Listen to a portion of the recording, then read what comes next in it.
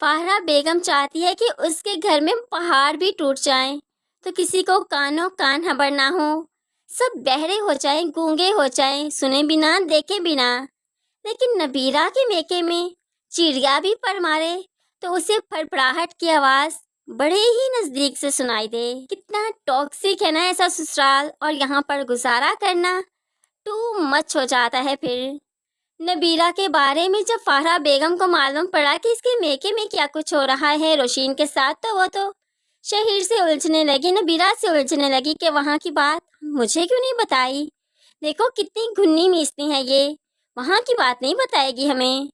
تو اب ایسے میں نبیرہ کو تو غصہ آنا ہی تھا، حالانکہ یہاں پر کتنی باتیں ہوئی، کیا کچھ نہیں ہوا یہاں پر؟ کیا میں نے کبھی اپنے میکے میں بتایا؟ کیا کبھی امی نے آپ سے بات کی؟ کیا وہاں پر کچھ معلوم پڑا؟ تو پھر میں یہاں کی بات وہاں نہیں کرتی تو وہاں کی بات یہاں کیوں کروں؟ آپ کو یہ بھی تو خیال رکھنا چاہیے نا۔ لیکن فاہرہ بیگم کو تو چسکا چاہیے، فاہرہ بیگم کو تو باتیں سننی ہے دوسروں کی، چاہے اپنے گھر میں کچھ بھی ہوتا رہے، لیکن دوسروں کی باتیں سن کر انجوائے کرنا فاہرہ بیگم کی نیچر میں ہے، اور نیچر نہیں بدلا کرتی۔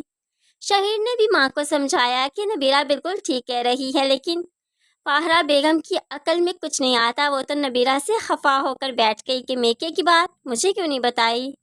بہت ہی عجیب عورت ہے۔ خیر باسط اپنی بیٹیوں کو لے جا کر اپنی ماں کی گود میں ڈال دیتا ہے، کیونکہ رابعہ بیگم کی طبیعت پوتیوں کی جدائی کی وجہ سے، بہو کی وجہ سے کافی خراب تھی۔ اب یہاں پر رابعہ بیگم یہ نہیں چاہتی تھی کہ اس طرح سے بیٹیوں کو لے کر آیا جائے اور روشین کو وہیں پر چھوڑا جائے، لیکن باسط پسند ہے کہ چھوٹی کو وہیں پر چھوڑ کر آؤ اور خود آ جاؤ۔ روشین بھلا ایسے کیسے کر سکتی ہے؟ ایک باپ بے شک نظریں پھیر سکتا ہے، لیکن ماں کی ممتا یہ گوارا نہیں کرتی کہ بچے سے نظریں پھیر لے۔ اس طرح سے روشین نہیں کر سکتی۔ روشین تو اپنے پیرنٹس کو باسط کے گھر بھیجتی ہے کہ وہ بچیاں بھی لے آئیے، لیکن باسط وہ بچیاں تو نہیں بھیجتا، اور وہاب صاحب اتنی پاور ظاہری سی بات ہے نہیں رکھتے کہ ایک باپ سے اس کی بچیاں چھین لیں، اتنا حق تو نہیں رکھتے نا، اس لیے تو خالی ہاتھ واپس آنا پڑا، جو کہ روشین کو اور بھی تڑپا دیتا ہے۔ تبھی تو باسط کو فون کرتے ہوئے روتے ہوئے کہنے لگی کیا قصور ہے میرا، کیا قصور ہے میری چھوٹی کا کہ وہ آپ کے گھر میں پیدا ہوئی، آپ کا خون ہے، کیا آپ اسے چھت نہیں دیں گے، تحفظ نہیں دیں گے؟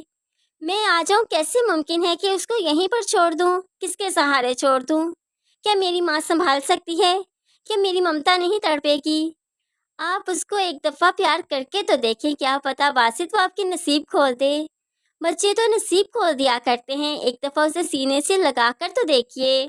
لیکن باسط کو فی الحال نہیں سمجھ آ رہی، وہ تو اس بچی کو دیکھنا بھی نہیں چاہتا۔ لیکن فرینڈز آگے چل کر باسط کا بزنس ڈاؤن سے ڈاؤن ہوتا جائے گا، اور یقین مانیے جس دن باسط اپنی چھوٹی بیٹی کو ایکسیپٹ کرے گا نا، اسے سینے سے لگائے گا، اسے پیار دے گا، محبت دے گا، تحفظ دے گا، اس دن باسط کے دن پھر جائیں گے۔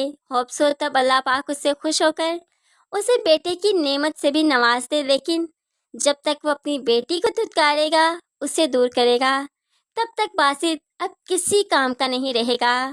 فرینڈز کیا آپ اس بات پر یقین رکھتے ہیں یا نہیں؟ ضرور کمنٹس میں بتائیے گا۔ مزید ویڈیوز کے لیے چینل کو سبسکرائب کر کے ساتھ ہی بیل نوٹیفیکیشن ضرور پریس کر لیجیے، تاکہ آنے والی ہر ویڈیو بہت آسانی سے دیکھ سکیں۔ دعاؤں میں یاد رکھیے گا، اپنا بہت سارا خیال رکھیے گا۔ نئی ویڈیو تک کے لیے اللہ حافظ۔